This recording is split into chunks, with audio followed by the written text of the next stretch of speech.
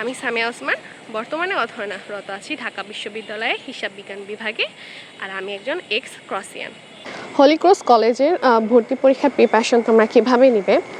তোমরা যেই গ্রুপেই থাকো না কেন, মানে তুমি যদি সায়েন্সের স্টুডেন্ট হও আর তুমি যদি সায়েন্সের পরীক্ষা দিতে চাও তাহলে কোশ্চেন তোমার সায়েন্সের সাবজেক্টগুলো থেকে হবে। আর তুমি যদি আর্টসের স্টুডেন্ট হও এবং আর্টস গ্রুপে পরীক্ষা দিতে চাও তাহলে তোমার কোশ্চেন তোমার সাবজেক্টগুলো থেকে হবে, মানে তোমার গ্রুপ সাবজেক্টগুলো থেকে হবে। আর তুমি যদি কমার্সের স্টুডেন্ট হও তাহলে তোমার কোশ্চেন কমার্সের সাবজেক্টগুলো থেকে হবে। আর গ্রুপ চেঞ্জের ক্ষেত্রে, অর্থাৎ সায়েন্সের স্টুডেন্টরা যদি আর্টসে বা কমার্সে যেতে চায় সেক্ষেত্রে তোমার কোশ্চেন কিন্তু যেই গ্রুপে পরীক্ষা দিতে চায় সেই গ্রুপের সাবজেক্ট থেকে হবে। মানে তুমি যদি সায়েন্সের স্টুডেন্ট হয়ে আর্টস গ্রুপে যেতে চাও তাহলে তোমার কোশ্চেন হচ্ছে যে আর্টসের সাবজেক্ট থেকে হবে। আর তুমি যদি কমার্সে যেতে চাও তাহলে তোমার কোশ্চেন কিন্তু কমার্সের সাবজেক্ট থেকে হবে। আর কমার্সে যারা আছো, যারা আর্টসে যেতে চাও তাদের কোশ্চেন কিন্তু তোমার আর্টসের সাবজেক্ট থেকে হবে।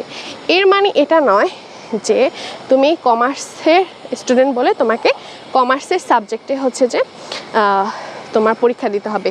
ভর্তি পরীক্ষা কিন্তু তুমি যেই সাবজেক্ট যেই গ্রুপে দিতে চাও সেই গ্রুপের সাবজেক্ট থেকে হবে। আরেকটা বিষয় সেটা হচ্ছে যে ভর্তির পরে তুমি কিন্তু গ্রুপ চেঞ্জ করতে পারবে না। তুমি যদি সায়েন্সে ভর্তি হওয়ার পর যদি তোমার মনে হয় যে তুমি সায়েন্স কন্টিনিউ করতে চাচ্ছ না, আর্টসে যেতে চাচ্ছ, হলি ক্রসে কিন্তু ভর্তির পরে তোমার গ্রুপ চেঞ্জ করা যায় না। হ্যাঁ, তো তুমি যেই সাবজেক্টে যেই গ্রুপে ভর্তি হবে তোমাকে সেই গ্রুপেই পড়াশোনা কন্টিনিউ করতে হবে। এক্সামে ভালো করার জন্য তোমার গ্রুপ সাবজেক্টগুলো খুব ভালো করে পড়তে হবে, মানে টেক্সট বুকগুলো তোমাকে খুব ভালো করে পড়তে হবে। তোমাকে আলাদা করে কোচিংয়ের দরকার নেই। বাট সায়েন্সের স্টুডেন্টরা তোমরা ভালো করে টেক্সট বুকগুলো পড়ো, physics, chemistry, higher math, biology বইগুলো খুব ভালো করে পড়ো, কারণ কোশ্চেন খুব বেসিক থেকে করা হয়। আর তোমরা যারা আর্টস বা কমার্সের স্টুডেন্ট রয়েছো তোমরাও তোমাদের টেক্সট বুকগুলো খুব ভালো করে পড়ো, কারণ কোশ্চেন খুব ইজি হয়। অ্যান্ড তোমার যদি টেক্সট বুক সম্পর্কে খুব ভালো নলেজ থাকে, টেক্সট বুকের বিষয়গুলো তুমি যদি খুব ভালো করে পারো তাহলে তুমি খুব ইজিলি ভালো একটা এক্সাম দিতে পারবা।